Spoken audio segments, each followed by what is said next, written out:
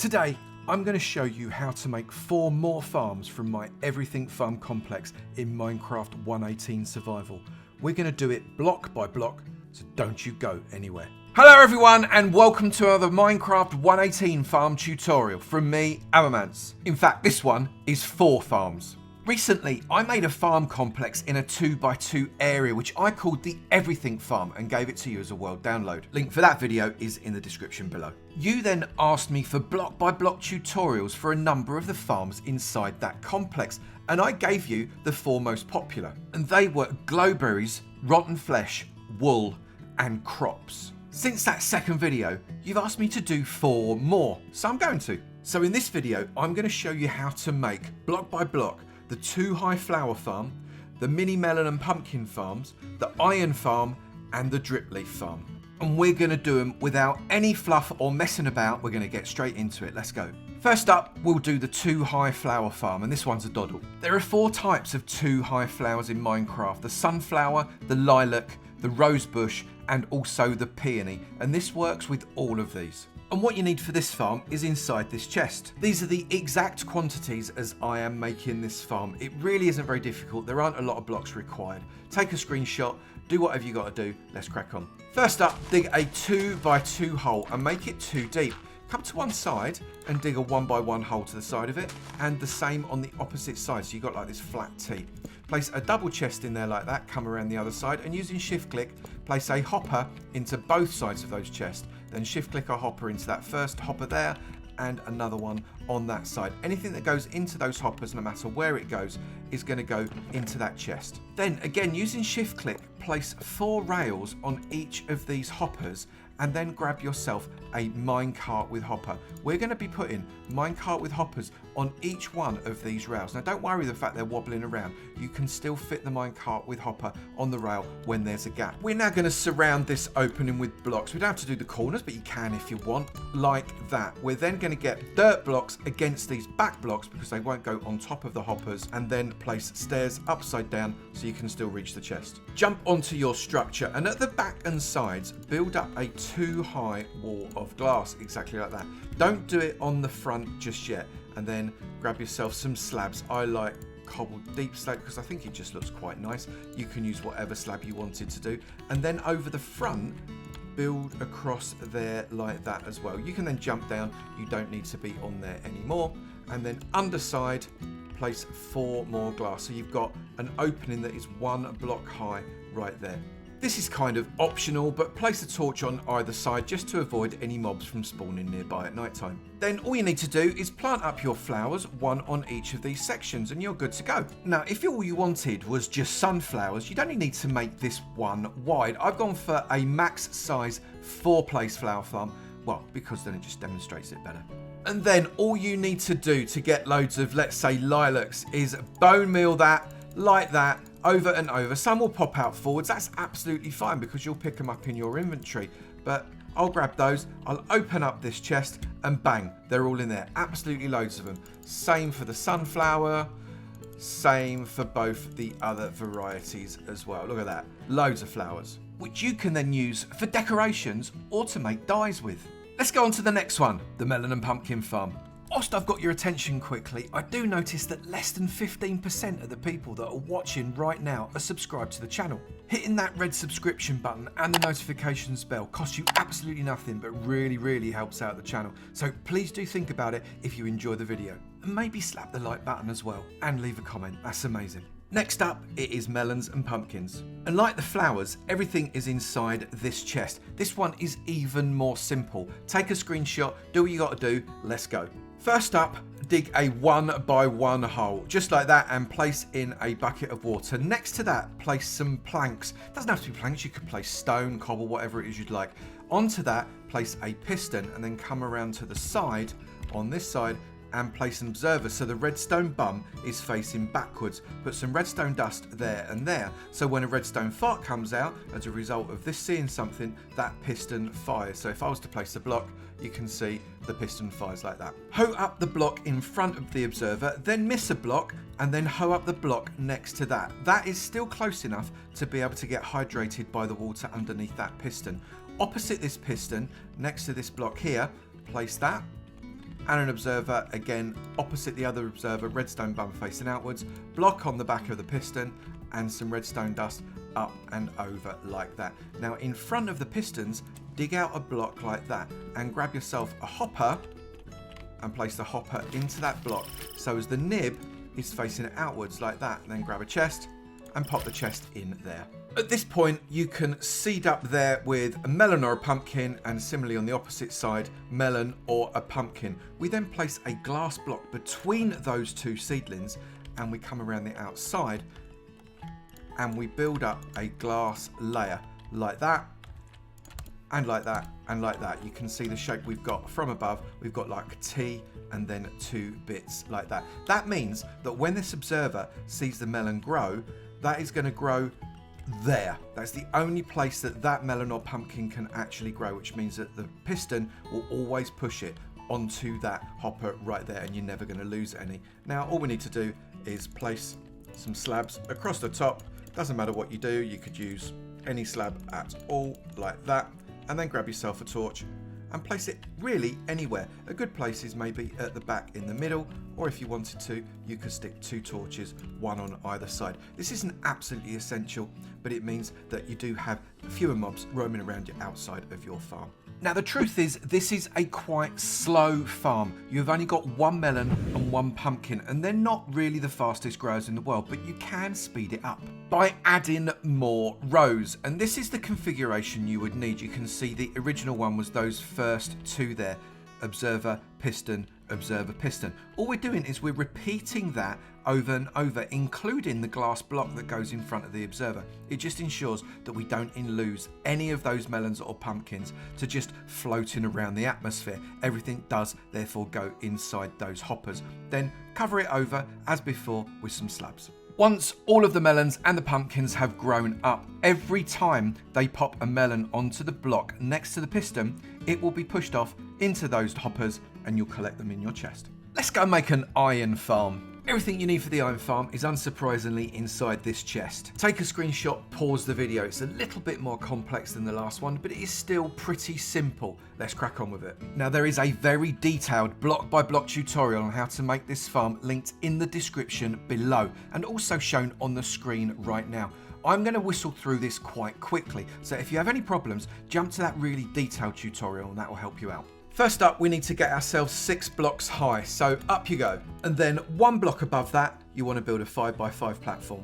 Come to the opposite end of where you've got your laddered up stairs and place down 3 beds so you leave yourself a single gap around the edges here. This will become the front of your farm. Now this bit is completely optional, but you can now place a leaf block all around the front and sides of this farm just to give you somewhere to walk that is not a spawnable block. Leave the block above the stairs open so you can get in and out. Grab 3 workstations, I'm using lecterns, and place them at the heads of the beds. And then place a 1 high wall all the way along the sides of your farm. Leave a gap at the opposite end of your ladder, just here, 1 away from the back. That's going to be zombie access very shortly. In the block just in from that, at the end of one of the beds, knock out that block there and turn that into a bottom slab. Now place blocks across the back. Put in a temporary block on that middle block there and a solid block next to it. Then place glass on the front 3 sides exactly like that. Place solid blocks across the back like that, and then run a row of solid blocks all the way around just like this. Inside the chamber, you're going to place an upside down step just there, an upside down step just there, and a solid block right next to that, and then fill those up with solid blocks across the top. We are then going to place 3 trapdoors there, shift click 3 more trapdoors there, and then finally 3 more trapdoors across the front like that. This means that the gap between the top of the lecterns and the bottom of the trapdoors is less than 2 blocks and villagers can't get out. However, please do be aware that's absolutely perfect if you transport 3 adult villagers into this pod. However, if you transport 2 and then breed them up to make a 3rd, you're going to need to block that section out because the baby will jump through. Now tower up, or by using scaffold, place a double chest on the bottom row of the back of your structure. Offset another double chest by 1, and then offset another double chest by 1 again. Place a hopper using shift click into the bottom chest underneath that offset chest. Do the same at this end, and then come on top of your structure and dig out these 3 blocks and that middle block. shift click a hopper into the back of that chest, shift click another hopper into the top of that first hopper, and then shift click 2 more hoppers into the sides of that hopper in the middle. This means anything that goes into those hoppers will end up in the bottom chest. It will fill that up and slowly the entire stack will fill. And because of the height, you can access that bottom chest from the ground. Now back on top of your structure, one in from the front, you can see where the front is because that's where the lecterns are. I want you to place a stairs there and one directly opposite as well. And then place a wall right across the top all the way, and then a wall going all the way round like that and across the hoppers too. Those hoppers will still be able to collect things because the hitbox for the wall is smaller than the hitbox for the hoppers. Then build up your walls so they look like that. That is 3 high. Now you don't need to do this at all, but I then like to put trap doors because they're nice and thin and they look quite detailed as opposed to slabs across the top of your structure here to make a bit of a lid. It just looks nicer with a roof. Now you could use bottom slabs as well if you wish, but I quite like the way trapdoors look. And what's also good about trapdoors is that they don't burn with lava. So if you've got fire tick on, they're perfectly safe. And that's important because we're about to put a lava blade on. Place a sign on that level, and that level, and then another sign there, shift click one there, and shift click one there. Signs and trapdoors won't burn when you grab your lava bucket and you place it in the middle above that first sign like that. That is going to kill the golems that spawn in. Then stand on top of one of your steps and waterlog the one opposite, then waterlog the one you are standing on. That is going to send water streams all the way over those hoppers, which means that anything that is standing in here is going to flow into the hoppers and therefore into your chests. You can then jump down onto your leaf blocks below. That's an easy landing, and get ready to get some villagers in here. Now, I demonstrate how to do exactly that in the linked tutorial video, but basically get them really close in boats, and then at night time, if you break those boats, they're going to walk up and come into these beds, assuming these beds are the closest ones to them. Just knock out that stair block there, or maybe this wall behind me, and they'll jump in all on their own. You don't have to do any work at all. Once your villagers are in, they'll take up whatever profession the workstation you've put in there is, and you'll be able to trade with them dead easy. Now, as interesting as a villager trading centre is, we want an iron farm, so we've got one more step. And that step is getting ourselves a name tag zombie inside that little slot there at the foot of one of those poor villagers' beds. Again, for the speed of this video, I'm not going to do this on screen now, but the tutorial linked in the description below goes step by step on how to do that. Let's get the zombie in. Our name tag zombie is in position right there, and these villagers are not very happy. However, you can see that every now and again they do lay down because they go into the corner and they lose eye line. The iron golems are already starting to spawn in, but because they can sleep, even if it's only for half a second, that is enough to stop them being fatigued. And as a result, your iron golems will keep flowing into your chamber and not stop as a result of these guys getting exhausted. This farm will give you around 4 stacks of iron per hour whenever the chunk that it is in is loaded. So it's a really great little starter farm. Let's go on and do the 4th one of our farms now. And that is the large Dripleaf Farm. What you need for the large Dripleaf Farm is inside this chest. Again, pause the video, take a screenshot, zoom in, whatever works for you. This is what you're going to need. It's not too bad at all, not that many blocks. Let's crack on with it. The first thing we do is dig a 2 deep hole. Place a hopper into the sides of one of those holes and then dig 2 more holes next to it. You can see the nib of the hopper is facing outwards into our 2 wide trench. We're then going to place a double chest on top of that. Then a rail on top of that hopper, you can see right there. We're going to get a step. We're going to place an upside down step over the first part of the chest, just to encase where we've got that rail. And then we're going to put a minecart with hopper on top of that. Grab yourself some structural blocks and place them around that minecart with hopper, just so. And then in the middle of it, we're going to place a dirt block. Grab a trap door and place it, doesn't matter which direction, against that hole. That just means that you can open and close that chest, but still come close up to this side of your building, make it easy access. On the back of that, opposite where you've got your trap door, place a dispenser facing towards that dirt block, and then place on the either side of it. 1, 2, 3, 4, 5 and 6. Do not place anything in this section here. Around the back of your farm where the dispenser is showing, come next to the dispenser and place an observer so as the redstone bum is facing outwards like that. Then place a block on the back of it. That means whenever this face sees something, the redstone face, it lets out a redstone fart which goes into this block and charges it and causes the dispenser to shoot. I've placed some feet around the base of the tower. It's not essential, but it does make it look slightly nicer, and it also gives you access to this level when you need it in just a moment. Place a block there. It needs to be a conductive block, and also a sticky piston facing towards that observer there. You're then going to place an observer facing into that block so the redstone bum is facing outwards. Then place a lever on the block just behind where that sticky piston is. Throw that lever and you'll see that that pushes the observers to face each other, which means they update each other all over and over and over, and redstone farts go all over the place. That means that this dispenser is just banging out on a 1 tick pulse. At this point, turn that lever off again. We then need to build up our tower, and we're going to do that by placing a block there and a block there, a block there and a block there, and then we're going to bring some glass, and it depends how you want to roll it. I like to put glass there and all the way up the face of this tower, but you might want to put the glass in a small horseshoe around the front of the tower. It's entirely up to you. However, on top of the dispenser you want to shift click a trapdoor like that. Flip it up, and that way you can access that dispenser to refill it really easily. I have towered up 8 blocks height. Now you could go higher, you could go a little bit lower. It doesn't matter, 8 blocks is about right.